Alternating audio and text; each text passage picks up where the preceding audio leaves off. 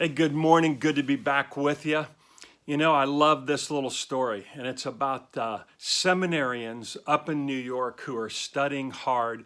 They're going to give their first sermon, they're going to give it to their teachers at a chapel that's approximately 10 minutes away. And the sermon is going to be on the Good Samaritan.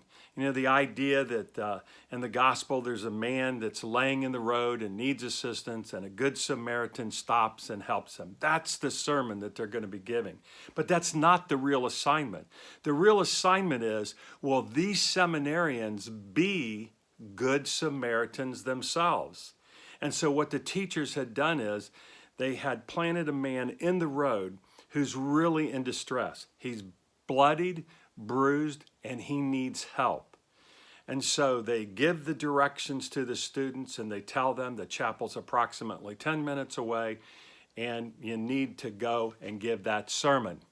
And so afterwards, they interview the seminarians to see which ones actually stopped. They had to walk right over this man to get to the chapel. So how many of them stopped and helped? Well, in one group, nobody stopped to help. And in another group, they did. And this was the only difference. As they were giving the directions to the seminarians, they told them, hurry, you only have 10 minutes to get there. Your teachers will be waiting. They're ready for your first sermon. And in the first group, they simply said, it's approximately 10 minutes away. Give a good sermon. And I think that, you know, the message there is it's really about margin of time. I mean, these were seminarians. These are good people.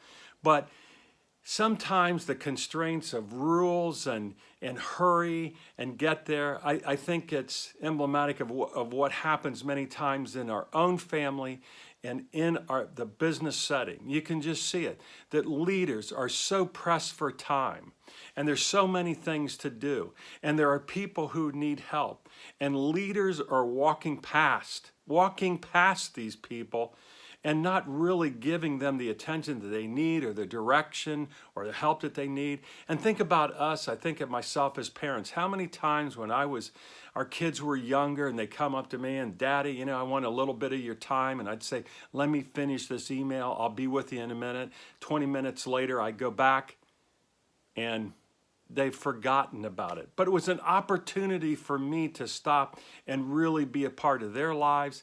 And I think it's that way for so many people in our world today. We're not connecting.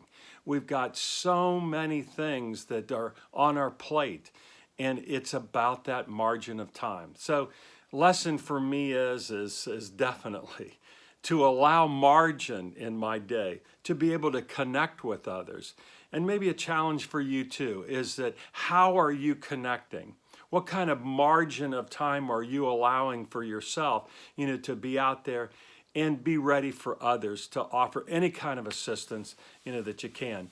Hey, I hope you've had a great week. It's been a good fall week for me and just pretty much a glorious fall so far. So I look forward to being with you next week. This is Pete Kunk, Built to Lead.